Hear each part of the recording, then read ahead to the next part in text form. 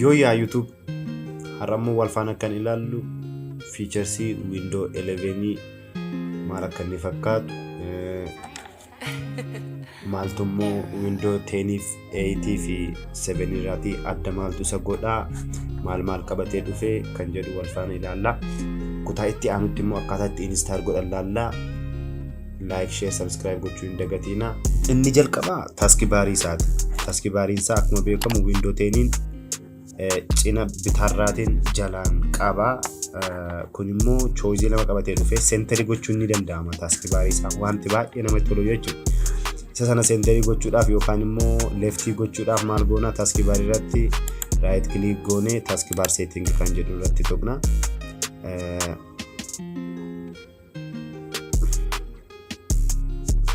Sana booda gadi dhufneeti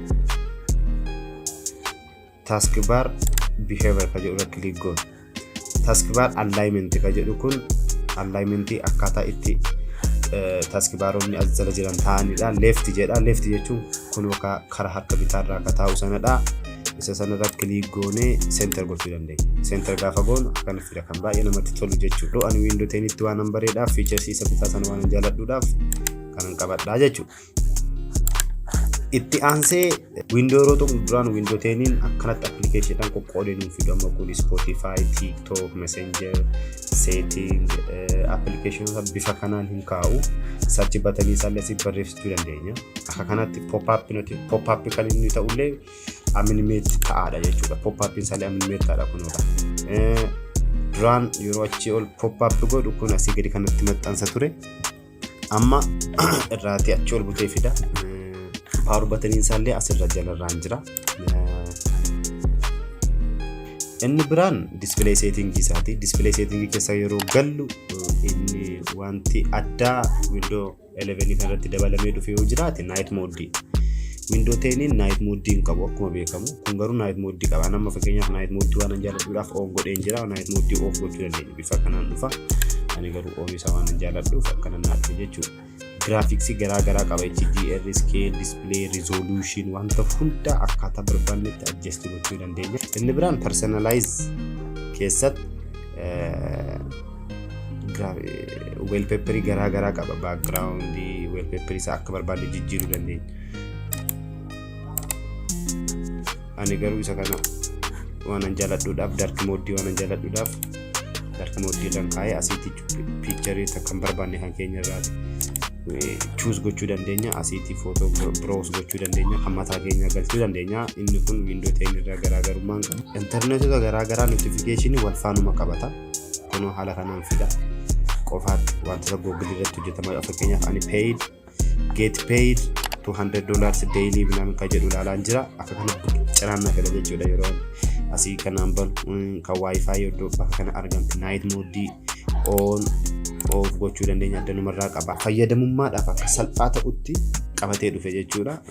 Volume asiitii dabaluu dandeenya, hir'isuu dandeenya. Brightness asii dabaluu hir'isuu dandeenya. Night mode on off gochuu dandeenya. Hotspot asiitii on off gochuu dandeenya. Notification akkana dhufe kunoo duraan Windows 10 cina kana gaafa finnu akkana gaafa galchinu fida ture. Amma deeman qofaasaa mataasaa danda'ee dhufeera. Inni biraan fakkeenyaaf amma kanan maximize godhee minimize gochuun barbaade akkaataan barbaadetti minimize gochuu danda'a.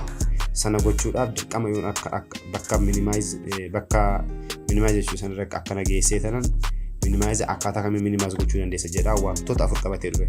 Cinaa tokkotti cinaa gara bitaan fakkeenyaaf kan irra click yoon godhe akkana naa fida. Asirratti waan biraa fayyadamuu ni danda'a. Cinaa kanatti yoon akkana godhe asiin waa biraa fayyadamuu danda'a. Asiin waa biraa fayyadamuu ni danda'a. Cinaa kanatti bakka sadiitti jechuudha. Akkana godhee asiin bakka biraa waan biraa akka fayyadamuuf godha. Akkana fidee ammallee afur qooduu danda'a. Akkana godhee asiin waa biraa, asiin waa biraa, asiin waa biraa. Features kan biraa itti dabalamee dhufe tokko jiraate kanadha. Windows kaan irratti desktop ka biraa banuudhaaf shortcut fayyadamna turre. Innis Alt plus Windows plus haroo ture. Amma garuu qofaamatti qabatee dhufeera taskbar jalatti.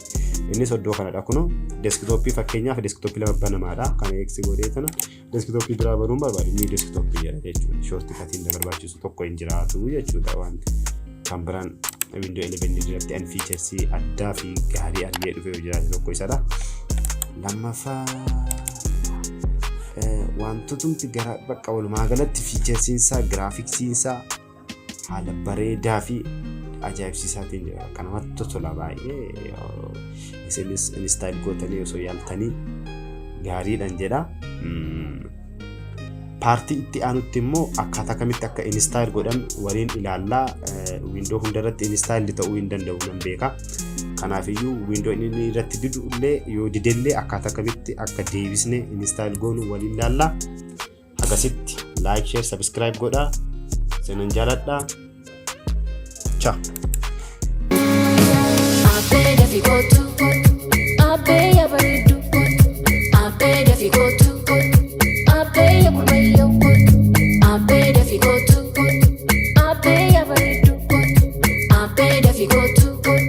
I pay your